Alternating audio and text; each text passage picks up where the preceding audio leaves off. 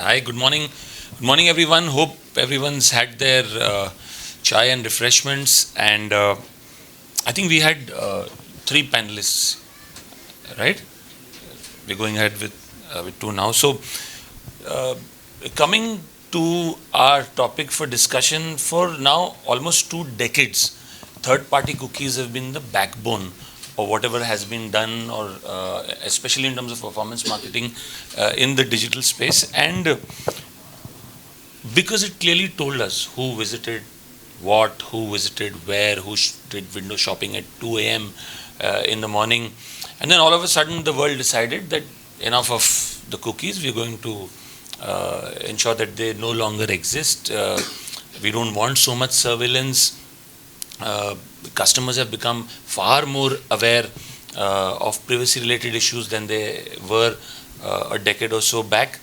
And Google, though, with Chrome, continues to do a will they, won't they block since the last 7, 8 years, and they've still not made up their mind. But whether Chrome eventually goes on to block cookies or not, Firefox has already gone and done it, Safari has done it. So eventually, it's a question of when cookies will be blocked entirely. Uh, it's not a question of if Google won't ever do it, but also regulations are getting tighter, more so in India.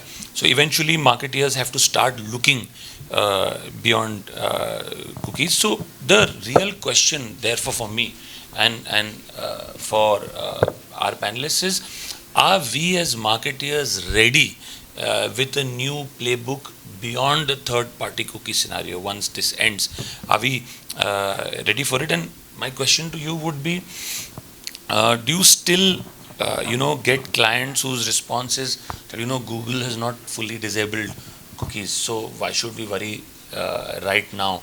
And what's the real cost of waiting, especially for smaller direct-to-consumer brands? I think, good morning, first of all of you, Shreya here, and thanks for having me here. It's been a great honor. I've been a part of this before as well, and I'll take that question from there. Yes, there have been a lot of customers who are still being bothered, and privacy, what they are looking forward to, has not been provided as yet, because there are a lot of other sites. I agree, Google, Chrome, and Mozilla, Firefox, etc., have kind of made sure the privacy is ensured and entailed to the customers, but then not all of them have been, managed that well. So yes, privacy is still being compromised in a very large extent. But yes, at the same time, having the biggest search engines take care of such an important part where personalization has not been, personalization has been taken into account, yet privacy is also being taken into account. So much of surveillance has reduced, the intelligence has gone upwards now, and the surveillance has reduced, and the modalities and the different kind of other modules of connecting with the audience has improvised. Yes. Uh, Gursimran, to you, my question is this just a marketing problem, or something that marketers are going to face, or does the death of cookies fundamentally change how businesses need to think about customer relationships going forward? So I guess, we've been speaking about cookies for a long time, and the cookie crumbling moment, so on and so forth. But I think there's something far bigger at play over here at this point of time. I think every time the ad tech industry wants to sort of up the ante on something, it needs a very definitive way of proposing things or introducing things. Let me just sort of explain that in a couple of ways. Um, Marketeers want solutions. Marketeers now know the walled gardens ecosystem pretty well now. So whether something that's been introduced is truly incremental or exponentially good, marketers can contest that today. Um, when you sort of disable third-party cookies, you are basically saying that there are certain interest-based attributes, so on and so forth, where did they go, so on and so forth. that is going to get discontinued. But at the other end, there are two things that are happening, right? The emphasis of brands on first party and zero party data has also improved quite a bit, right? There is more evidence today in terms of cross-browsing behaviors that's there. To add to that, there's a huge deflection called AI that's sort of come in today, and that is sort of gathering a lot of momentum by marketeers. So at least more than half the marketers I've worked with in the last 5 years across APAC clearly are now worried more about whether they're investing in AI as opposed to whether they're prepared for the cookieless world. And those are solutions that they're trying to go down. And if you were to see, the entire emphasis of platforms also now has sort of moved towards AI-ready solutions. So they are almost trying to lens AI-ready solutions as a substitute or an aid to the conversation of cookies that has been going on for so long. So if you look at Google's marketing stack out of AI Max and so on and so forth, they've sort of migrated a lot of attributes from Demand Gen, Performance Max into AI Max. And hence the conversation around performance is now being lensed and talked to through by AI. And I think that's a major sort of interrupter or a diversion in this entire conversation that has happened. So to answer your questions, has it become easier for marketers or not? I think it's become a lot more complex. Instead of using the word difficult, it's become a lot more complex. Because now, later this year, when OpenAI starts running ads, you're going to pretty much see the rules of geo coming into play. And that is going to be the true test of saying that, oh, do I focus on cookies? Do I focus on AI? I think that is the new conundrum that everybody's going through in the marketing world. Can I add something to this? I feel these days brands, all the marketers, the brands are building communities rather than just going across everywhere, helter-skelter. So that is wonderful because such ecosystems are being created where such kind of brands and products could be developed. For example, before if I would go to a Nike online store and search for Shreya Nag has searched for Nike shoes, I would be hounded by different websites trying to sell shoes to me. I mean, that could be Reebok or a T-Bok, no matter what. And that privacy now has entailed the customer, I mean, from that perspective, from a consumer perspective now, looking at not the marketer's perspective, but the consumer's perspective, it has become much more streamlined. So hence, communities are building, and I believe that is more elaborate and not complex. It is more elaborate and more detailed and very specific. Thank you. Gursimran, you spoke about first party data and zero party data. I think your mention of AI is also significant because with AI coming in, even for smaller businesses, developing websites, developing apps is way more easier than what it used to be. And the good part is therefore emphasis on first party data, which is the right way to go because that is consensual, becomes that much more important. It also means that whether it's your website, whether it's your app, whether it's your email marketing efforts, whether it's your loyalty programs, whether it's your WhatsApp campaigns, these kind of assume significance, and you're possibly indulging in a lot less wastage because you're getting very rich data. But how do you then reach the scale that third party cookies used to get for you? So that's my question number one. And my next question is, what is the one thing, according to you, that Indian marketers should stop doing immediately in a post-cookie world and start doing immediately as well? So I'll probably break down the response in 2 or 3 parts over here. I think number of channels today is not important than about getting the right view. I think it's come down to that now, and it's not just in theory; it's data backed these days. So and why I'm saying data backed is because a lot of brands have started sampling MMM modeling, right, at the end of the day. And what MMM modeling basically tells you is the efficiency or the effectiveness that you're experiencing across various channels. Now, let me take an example. I was working with a global financial services brand, and their MMM basically came back and told that invest zero in social. And that came as quite surprising because all the user journeys, even in the financial sector, do point a significant time where decision making is taken, happens on social. So what we went back with an input is that these are certain parts where we will follow MMM. These are certain parts where it will be human evaluated. So it's a mix of two that sometimes has to sort of go. Now, if I was to sort of take lessons from there, now what's happening in the field of optimizing channels, right? What's going to happen is human discretion at the back end is going to become more and more important because what AI does is it gives you an output. It does not expose you to the black box that's sort of making these decisions inside back over there. So human intervention is going to be one of the primary things that brands will need to do. Second thing that I feel increasingly brands need to do is this, because privacy is going to get more and more tighter, and the avenues through which you can reach customers are going to get thinner and thinner. The job for marketing will get tougher and tougher. In that kind of a scenario, if all brands in the same category are resorting to the same tools of targeting, media outreach, so on and so forth, and let's say there comes a point where everybody's on parity, what's going to cause the differentiation at the end of it? It's going to be the power of the brand, right, at the end of the day. And that's where I think everybody has sort of suddenly pivoted to the conversation of relevance building, which is where you'd mentioned a while ago about community building. Community building comes from the fact that it's one of the main levers in relevance building of brands at the end of the day.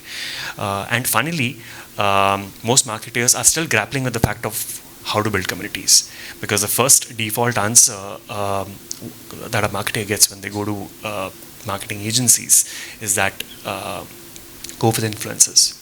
My problem with such a straight-jacketed solution is that the same influencer is probably sort of popularizing you as a brand, but 3 weeks down the line when their contract gets over, they're going to start canvassing for somebody else. So where are you truly building that community, right?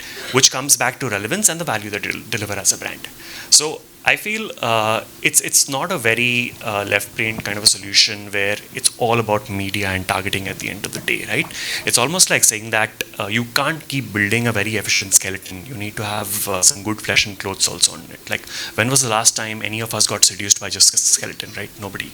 So we have to build that flesh. We have to put on those clothes, and that's where relevance comes into play. So that's probably the broken down answer to what you asked. So, Shreya, the other thing going for third-party cookies was attribution. I mean, you could not only attribute where the inflection point came from, but you could also actually go along with the consumer on this journey from side to side. Now, but even there, exact attribution was not available. Now, with third-party cookies going away, how would brands even know what's working and what's not? And what measurement frameworks do you see that they would possibly get into practice in the absence of third-party cookies, especially since scale was a huge advantage with third-party cookies? That kind of will be difficult to start with immediately with first-party and zero-party data. The other big problem is attribution. How do you see that? I feel before there was more of user level and user based intelligence and tracking.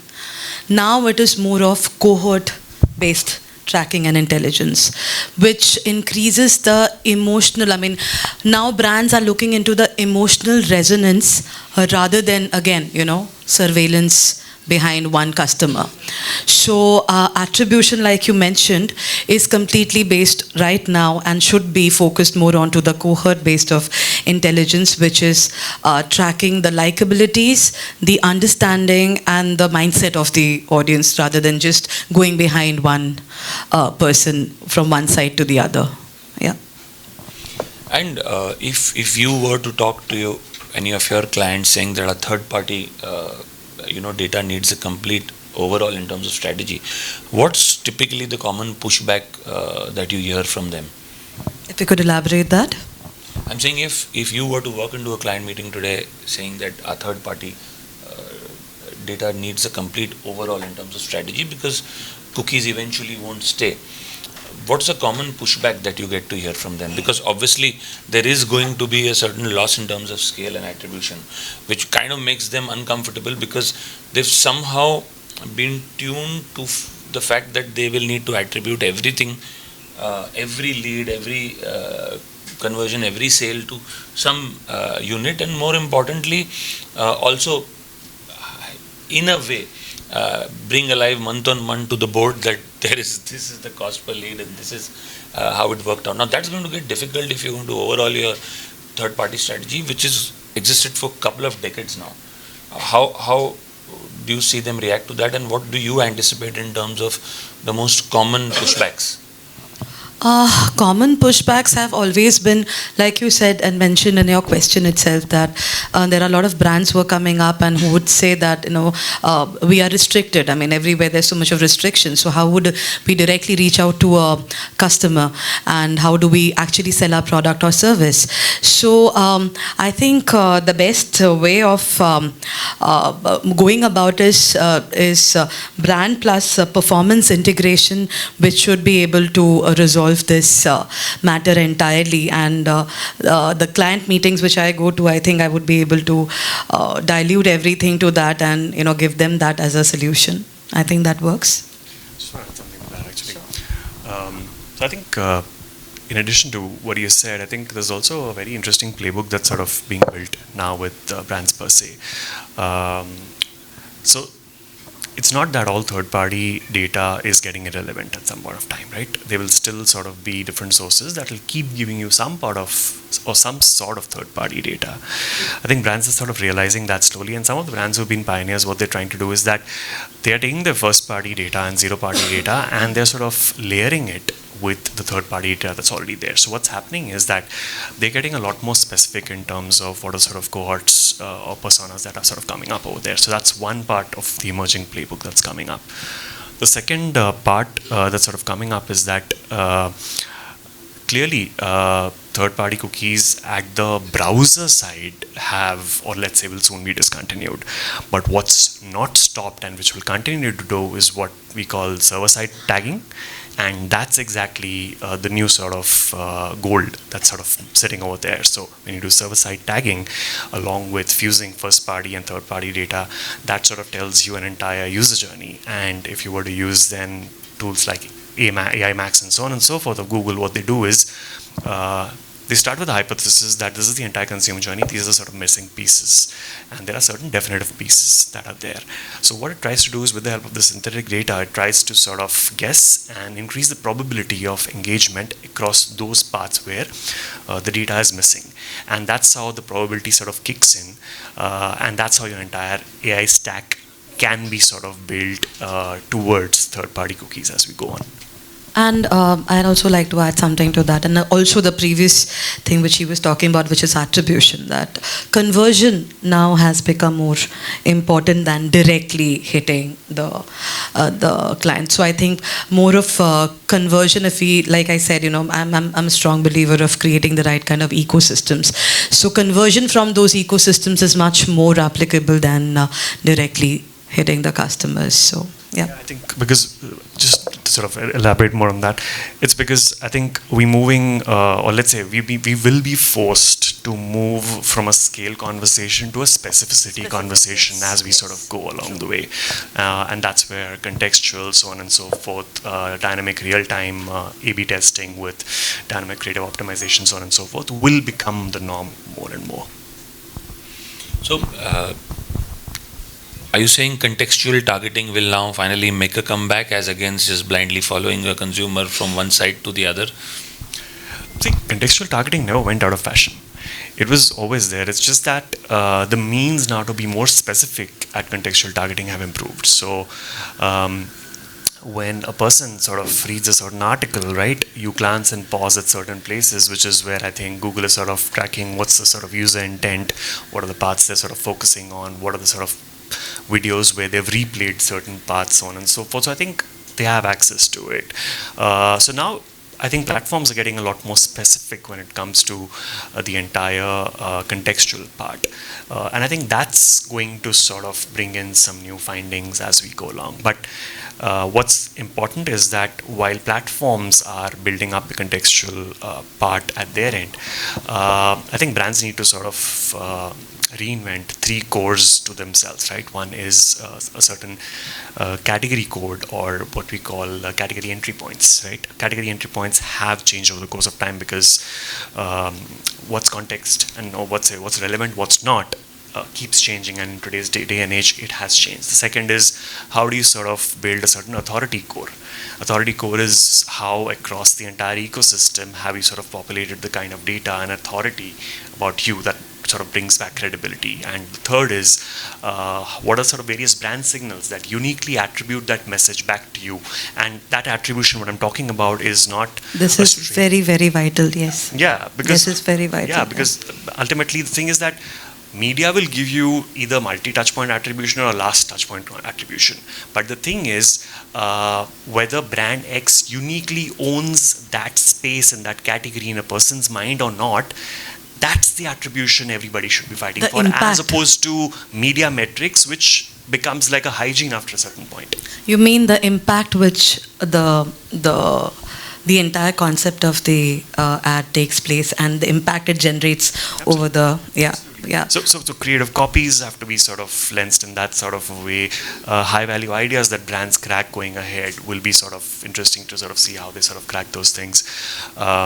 I think that's the sort of place where everybody's trying to get to, or at least should get to, because that is gold, not media metrics. Because the thing is that today, what platforms will feed you saying that, okay, so our sort of submission to them will be that you improved the product by so on and so forth, but why are my percentages of conversion or leads or whatever it is still the same? So their argument is that it could have been worse had we not improved the product. It's as simple as that for them. But the thing is that they're giving that same argument to everybody at the end of the day, which is where I think you as a brand need to sort of come forth and say that in that sea of sameness, where that starting line has been redrawn, what is my point of view as a brand over there, and which are the moments I want to own? That's where contextual, I think, comes in. As a brand, don't we feel that geo-tracking would be a better resolve to reaching out to the customers rather than the previous model of? Don't you think so? In the sense, what kind of geo-tracking? I mean, we still have had very precise geo-tracking up until now, don't you think? So let's say, for example, like certain technology, because I'm ex-geo, so there is a very high sort of fidelity intersection of geo based tracking or location based tracking, which has been done up till now. So where's it heading according to you? For me, a geo-tracking could be very specific for what kind of a product and service are we looking at. Because everywhere we can't go helter-skelter geo-tracking, a bunch of customers, and it'll boomerang back, and it would not lay the right kind of impact, and we won't be able to connect with the right kind of audience as well, right? Absolutely. In fact, age geo-gender will pretty much become like the base level thing. They're no more probably going to be targeting criteria going ahead. But yeah, where they will matter is where you want broad reach, because what's going to happen is, as and when privacy increases, you will require more broad reach of your message. And I think that's where geo-based or location-based will sort of play that role. That's where I sort of see location-based tracking play a role. Because we are still figuring out. I mean, we have not come down to a final resolve when it comes to the complete deletion of cookies, etc. Right? We are still figuring out. So there are a lot of questions which we as panelists also have amongst each other. Because we are also still figuring out along with the other modules of search and research. Yes. So I personally feel that this scenario makes us sharper as marketeers, as you mentioned, that the data is going to be richer. We are going to end up trying to understand our customers far more deeper than what marketers used to. Data is going to be richer because of first party data and zero party data. We're going to rely far more on consensual data coming from our own sources than relying on third party data. Anyway, I think third party cookies were giving an illusion of precision rather than being very precise. At least that illusion won't be there anymore. And you mentioned MMM. I agree. I mean, eventually we go back to basics. And when you apply MMM to certain geographies, you can clearly see what works, what doesn't, without a certain input in one geography versus we the can other. strategically eliminate what is not working in that particular segment Exactly. and have The drawback of MM is also that you're looking at post data, right? So the way you sort of need to plan today, what I will do 6 months from now will be dynamically different from what I did 6 months ago. So there's a bit of pinch of salt that you need to take MM data also with, because it'll always tell you the past. It can tell you improvements in what you want to do and what you should do, but it, let's say, cannot tell you any new channels that may be emerging as a result. But I think it still kinds of takes us back to the basics, gives us a holistic picture rather than relying on last numbers, which anyways were not precise to begin Absolutely. It can give you the efficiency narrative, but not the effectiveness narrative. with. Great. Thank you so much, guys. I think Thank Shreya, you. Gursimran, it was a great conversation. I hope you guys liked it, enjoyed it as much as I did. Thank you. thanks.